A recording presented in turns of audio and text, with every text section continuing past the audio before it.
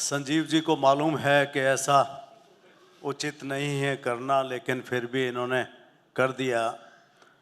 चेतना मंच और लाला सीताराम जी गोयल, लाला सीताराम जी गोयल का प्रत्यक्ष रूप में मेरा कभी भी मिलना नहीं हुआ। मैं आपका ज़्यादा समय नहीं लेता हूँ। राजेश चेतन जी ने कुछ समय आपसे उधार मांगा है, उसमें मैं अपना समय पूरा करने का प्रयास करूँगा, बल्कि कुछ कम समय ही लूँगा। तो राजेश जी का संचालन बड़ा अच्छा चल रहा है और लाला सीताराम जी गोयल के रूप में मैं संजीव गोयल जी को देखता हूं और उनके परिवार को देखता हूं। संजीव गोयल जी ने राष्ट्र निर्माण में, देश के कार्य में आगे बढ़ चढ़ करके अलग अलग संस्थाओं में हिस्से लिए। कुछ संस्थाओं में प्रत्यक्ष रूप से, कुछ संस्थाओं में अप्रत्यक्ष रूप से। एकल में आप पूर्णतः प्रत्यक्ष रूप से लगे हुए हैं और बहुत ही कर्मठ कार्यकर्ता हैं और एकल के हनुमान हैं। मैं आपको हृदय से धन्यवाद देता हूं और बधाई देता हूं। सुनील जी ने बड़ा ओजस्वी अपना एक्सपीरियंस और भाषण पूरा दिया, सुनकर के बड़ा अच्छा लगा और बहुत ज्ञान प्राप्त हुआ। मालिनी दीदी ने अपने पूरा, आप एकल से हमेशा से जुड़ी हुई हैं, पिछले दिनों का एक कार्यक्रम भी किया और आपने सहर्ष ये कहा कि एकल के लिए आप जब भी मुझे याद करेंगे मैं उसके लिए तैयार हूँ। आप बहुत बधाई के पात्र हैं और इतना समय, इतनी व्यस्तता होते हुए आपने एकल के लिए दिया। स्वामी जी चले गए हैं, स्वामी जी ने भी अपना समय एकल के लिए और चेतन जी ने भी पूरा समय एकल के लिए दिया।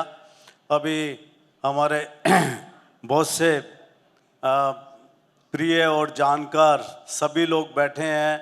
मैं सभी का नाम लेने में, समय का अभाव है, नहीं तो सभी का नाम लेता। और मैं किस्सा बताता हूँ थोड़ा सा। मेरा जन्म 20 फरवरी 53 को हुआ और मैं 58 में मेरे फादर के साथ आदमपुर में शाखा के लिए शौकिया तौर पे जाना स्टार्ट किया था 1958 में। और उस समय शाखा लगाना बहुत ही कठिन कार्य था। ये मैं आपको बताना इसलिए चाहता हूँ कि शाखा लगाना मतलब वो उसको जो है लोग, वहाँ के लोग या लोकल लोग जो है वो उसको दूसरी दृष्टि से देखते थे कि इनको शाखा नहीं लगानी चाहिए और बड़ी मार कुटाई भी होती थी उस समय। अभी गोपाल जी भाई साहब बैठे हुए हैं, ये किस्से आपको याद होंगे, लेकिन आपने सुने होंगे, लेकिन उस समय आपके समय में ऐसे किस्से नहीं हुए होंगे। तो उस समय बड़ी मार कुटाइयाँ चलती थी कि शाखा नहीं लगा सकते और दूसरे लोग, हमारे सनातनी, हमारे हिंदू भाई वही इतराज करते थे उस समय की बात। तो खैर, तो उस समय वो लड़ाइयाँ उनकी चलती रही। तो मैं तो आदरणीय मित्तल साहब, जगदीश जी मित्तल बैठे हैं, मैं तो इनके सानिध्य में शाखा में जाना स्टार्ट किया हिसार में। एकल, अब ये विषय आया कि भाई चलो संघ ने क्या क्या कार्य किए, लेकिन संघ ने मेरे विचार से सबसे बड़े 3 कार्य किए। संस्कार दिए और संस्कार के साथ साथ में एक दिया, डिसिप्लिन दिया कि आप डिसिप्लिन में रहेंगे और साथ में अहम त्यागने की शिक्षा दी। मुझे याद है माननीय जगदीश जी घर पे भोजन करने के लिए अक्सर आते थे या नाश्ता करने के लिए आते थे। उस समय कोई अभाव नहीं था, लेकिन ये त्याग की भावना थी, ये त्याग की भावना थी। एकल भी एक ऐसा है, ऐसे हजारों संस्थाएं संघ ने बनाई, हजारों जिनका नाम किसी को याद नहीं। उसमें से एक एकल है। एकल ने 4000 आदिवासी महिलाओं को कथाकार बनाया, क्योंकि